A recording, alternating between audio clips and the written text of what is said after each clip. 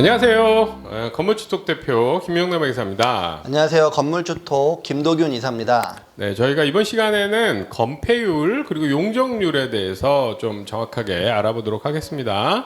여러분이 건물을 취득하거나 하면 항상 같이 달라붙는 용어들인데 이것들을 정확하게 무슨 뜻인지 좀 알고 여러분이 정보로 쓰셔야 잘못된 판단하지 않을 수 있겠죠?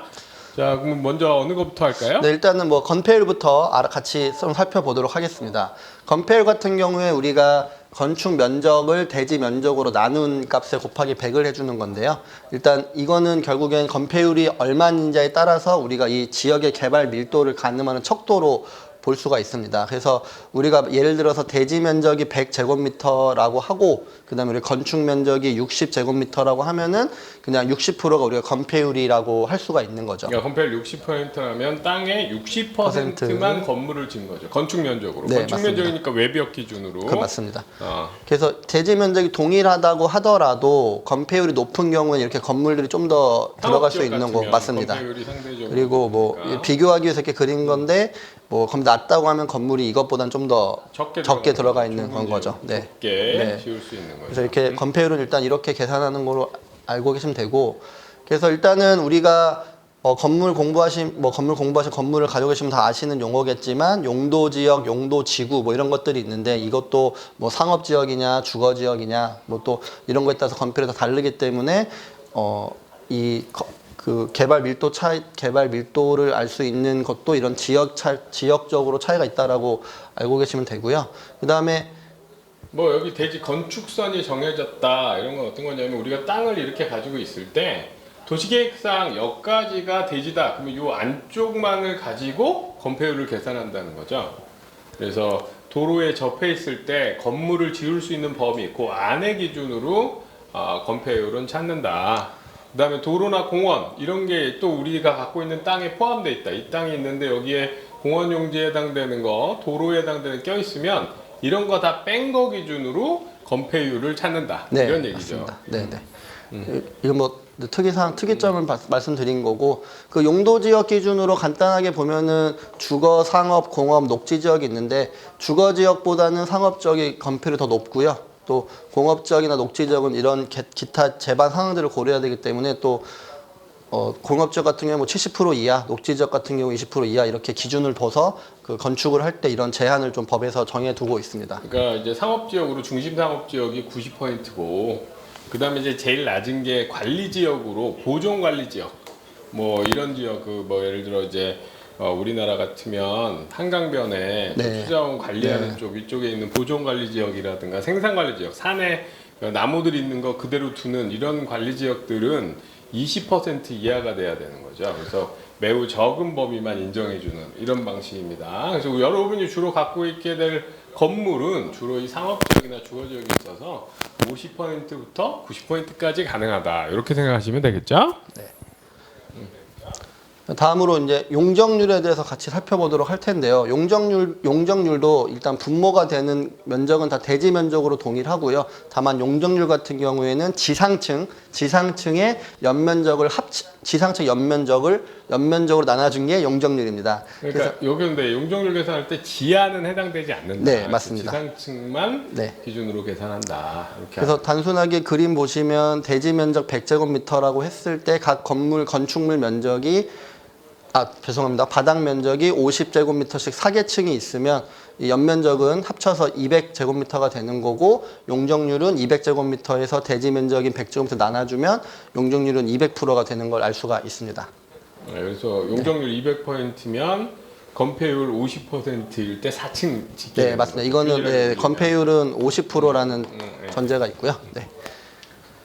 그래서 용적률 산정할 때도 또 제외되는 것들을 좀 알아두셔야 되는데 용적률 산정 시 제외되는 거에는 일단 아까 말씀드린 지하층이 일단 제외가 되고요. 또 만약에 지상층인데 주차용으로 쓰이는 면적도 제외가 됩니다. 주차장 같은 것들은 사용되지 않는 거죠. 네, 맞습니다. 그리고 주민공동시설 같은 경우에도 면적에서 제외가 되고요.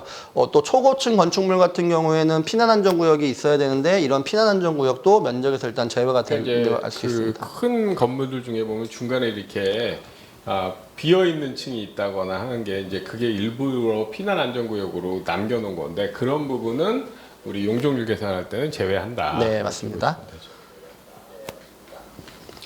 그리고 용적률 같은 경우에도 용도 지역 구분에 따라서 좀 차이점이 있는데 좀 대표적인 몇 거 살펴보면은 중심 상업 지역 같은 경우에는 용적률은 400%에서 1,500% 이하까지 되어 있고, 뭐 우리가 흔히 지금 꼬마 빌딩 투자나 갖고 계신 분들은 대부분 2종 주거 지역 같은 경우 가지고 있다고 하시면 2종 일반 제일 주거 많은 지역에 겁니다, 네, 이종 일반 그런 주거. 경우에는 일단 150%에서 250% 이하 정도로 용적률이 규정이 되어 있고, 뭐 나머지는 뭐 크게 우리 그 실제 뭐 건물을 가지고 있을 만한 그러니까 지역이 예를 있진 들어 않은데 여기 용적률이 100%면 땅이 100평 있으면 건물 100평밖에 못 짓는 거라서 건물이 올라가기 어려운, 높은 네, 건물이 올라가기 맞습니다. 어려운 거라 우리 건물주 토굴에 회원이 되시는 그 건물주분들은 사실 여긴 해당 사항이 별로 없을 거고 다 이쪽에 해당되시겠죠. 네, 그래서 용적률도 이렇게 도시 용도 지역에 따라 달라진다는 것 정도 알고 계시면 될 것 같고,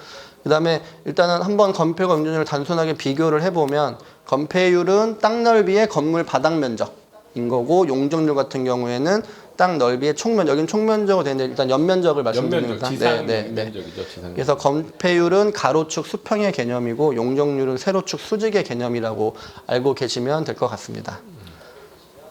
그래서 이게 일단 저희가 뭐 나름 그려본 건데 이미 다 설명은 드렸는데 조금 더 개념 정확하게 아시라고 저희가 좀 더 파워포인트에 좀 더 정성껏 만든 거예요. 그래서 한번 더 참고를 한번 더 보시고요. 네, 건폐율이 25%인 경우에 용적률이 50%라고 하면은 건폐율은 25%니까 전체 범위 중에 4분의 1 정도를 차지할 수 있는 거고, 용적률은 50%니까 층수는 두 개 층을 지을 수 있는 거죠. 네, 그리고 뭐 건폐율 50%에 용적률 100%다라고 하면은 건폐율은 일단 그 대지 면적의 50%까지는 건물을 올릴 수 있는 거고, 용적률이 100%니까 여기도 2층으로 건물을 지을 수 있는 거고, 또 그러니까 이렇게 보면 다 동일한 층수를 지을 수 있는 거죠. 건폐율도 100%, 만약 건폐율 100%라고 하면 대지 면적 전체에다가 건물을 올릴 수 있는 거고, 용적률 200%라고 하면은 그 건물을 2층으로 이렇게 올릴 수 있는 거죠. 건폐율 50%, 물론 60% 이렇게 되지만 건폐율 50%에 용적률 200부터 300 그 사이가 되면 요 케이스가 되는 거죠. 저희 대지 면적에서 50% 반인데 용적률은 대지 면적이 2배니까 4층까지 올릴 수 있고, 지하는 계산이 안 되는 거예요. 그래서 지하를 는 이제 마음껏 질 수 있어서 예전에 이제 건축비가 상대적으로 땅값이 싸고 건축비가 부담스러울 때는 지하층을 안 짓고 위로 올렸고요. 그래서 옛날 아파트들이 다 지하가 없는 거죠. 반면에 이제 요즘에는 상대적으로 땅값이 비싸고 건축비가 상대적으로 땅값에 비하면 적게 들어가니까 면적을 더 쓰기 위해서 지하층을 더 많이 짓는, 이거는 용적률의 계산이 안 되니까. 그래서 요즘 아파트들이나 건물지 보면 지하를 많이 짓잖아요. 그게 이제 이런 건폐율 용적률 계산 때문에 이제 그런 현상이 나타나게 되는 거죠. 예를 들어 미국 같으면 지하층을 안 져요. 미국의 큰 뭐 라스베가스 이런데 건물들, 왜냐하면 걔네들은 땅값이 싸니까, 땅값이 싸기 때문에 그냥 땅 넓게 차지하고 올리는 거죠. 코스트코, 미국에 있는 코스트코 다 1층이잖아요. 근데 우리나라는 이런 것들이 더 까다롭게 계산되는 이유가 땅값이 비싸지면서 이게 중요해진 게 된 거죠. 그래서 건폐율과 용적률이 몇 푼에 따라서 올릴 수 있는 건물 층수를 한번 같이 비교를 해봤습니다. 그래서 우리가 아까 보신 것처럼 건축 면적과 연면적으로 층수를 알 수 있고, 또 용적률이 같더라도 건폐율이 다르면 또 층수가 이렇게 달라진다는 것도 좀 상식적으로 알 수가 있습니다. 그래서 여러분이 가지고 계신 땅 아니면 사시려는 땅을 보시면 그 땅이 용적률과 건폐율이 어떻게 되는지, 물론 이제 용적률 건폐율은 그 지역이 뭐냐에 따라 달라지기도 하지만 지방자치단체가 또 범위를 그 바운드리 안에서 또 정해놓은 게 있어요, 상한을. 그래서 그런 거 잘 검토하셔서 그게 우리가 사용할 수 있는 지상 위쪽 기준으로 최대치가 얼마인지를 여러분이 판단해 주셔야 그 땅의 가격이 적절한지 판단하는 데 도움이 되니까 이 규정들은 좀 알아놓으셔야 됩니다. 네, 그래서 우리가 그 건물의 층수를 좀 같이 봤으니까 이 부분도 좀 설명을 좀 드리면, 일단 건물 같은 경우에 4층, 지하가 한 층 있고 4층 건물일 때 만약에 이 건물에 옥탑이 있을 수 있잖아요. 뭐 드라마에서도 많이 나오고. 그래서 이런 계단의 끝에 뭐 옆단가 붙어 있는 거. 네, 그래서 이런 거 같은 경우에는 1층의 면적이 A, 그러니까 이 A라고 하고 이 옥탑방 면적을 B라고 했을 때 이 옥탑방 면적이 1층 면적의 8분의 1이 이상이 되면 6층으로 아, 넣어주는 네네, 거예요. 8분의 1이 아, 8분의 죄송합니다. 1보다 작으면 네, 8분의 2가 예를 들어 네. 100평으로 1층을 졌는데 8분의 1보다 작으면 네. 12평 정도 만약에 되면 10평이면 걔는 한 층으로 안 보고 그냥 옥탑으로 봐서 네. 4층 건물로 보는 거고 맞습니다. 걔가 20평이 되면 그거는 20%가 되면 8분의 1보다 크니까 그때는 우리 이 건물을 5층이라고 부르는 거죠. 네. 그래서 그리고 또 이런 건물이 이렇게 필로티가 있는 건물이 있을 수 있고 이렇게 중간에 층이 비어 있는 것도 있을 수 있는데 이런 경우에는 이 건물도 6층으로 보고요. 그러니까 바닥이 존재하는 거는 다 한 층으로 봐서 더해가는 거죠. 네, 맞습니다. 바닥이 존재하는 이렇게 돼 있고 그래서 중층은 층수에 포함된다. 이거 알고 계시면 좋고 그다음에 다락은 그 바닥 면적이나 층수 산입에서 일단 제외된다라는 것도 아까 말씀 누다락, 네. 누다락 우리 저희 다른 영상에 그 면적 계산한 걸 보시면 누다락이라고 있는데 상대적으로 높이가 일반적인 건물의 경우에 1.5m 네, 아래쪽으로 해당되는 다락을 만든 거는 우리 이 용적률 계산에도 포함되지 않고 바닥 면적이 들어가지 않기 때문에 층수에도 계산이 안 된다. 네, 그 얘기죠. 맞습니다.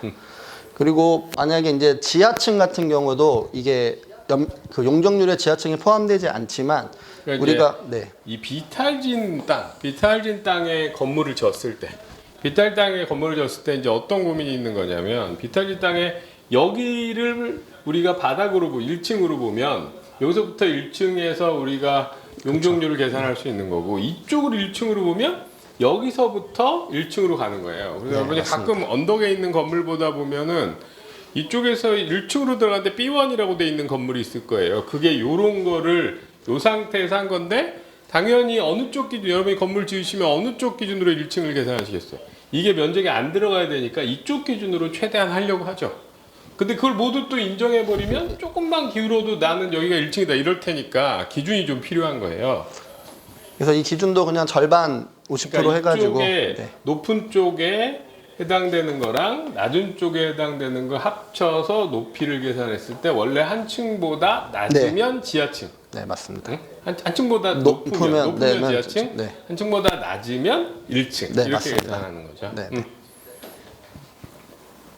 이렇게 지하층 판단도 여러분이 그래서 언덕바지에 있는 건물 같은 거 여러분이 재건축한다고 할 때는 그런 판단 고려하시면서 최대한 용적률을 사용할 수 있도록 그렇게 이제 하겠죠. 건축사가 물론 당연히 더 얘기해 주실 거고 근데 그런 얘기할 때 알고 계셔야지 아무것도 모르고 하면 여러분이 나중에도 여러 가지 뭐 이제 건축이든 건물 관련된 일을 하실 건데 관련돼서 사람들 만날 때 내가 모르고 있으면 저 사람들이 저 사람 아무도 모르는구나 그래서 쉽게 생각하고 비싸게 무슨 뭐든 가격을 부른단 말이에요. 그래서 정확하게 나는 열심히 공부한 사람이다, 정확하게 아는 사람이다 이렇게 하셔야 저 사람 빈틈 없구나 그러고 적정한 가격이나 좀 더 싸게 여러분이 일들을 진행할 수 있을 테니까 이런 정도 개념은 좀 알고 계시는 게 좋습니다. 자, 그래서 용적률과 건폐율 같이 어떻게 계산하는지 이제 봤습니다. 그래서 여러분이 이후에 등기나 여러 가지 부동산 관련되는 건축물 대장 같은 거 띄어서 보실 때 용적률 건폐율이 어떻게 되는지 이제 좀 정확하게 생각하실 수 있을 거라고 보고요. 이번 영상은 여기서 마치도록 하겠습니다. 네, 감사합니다. 네, 수고하셨습니다. 수고하셨습니다.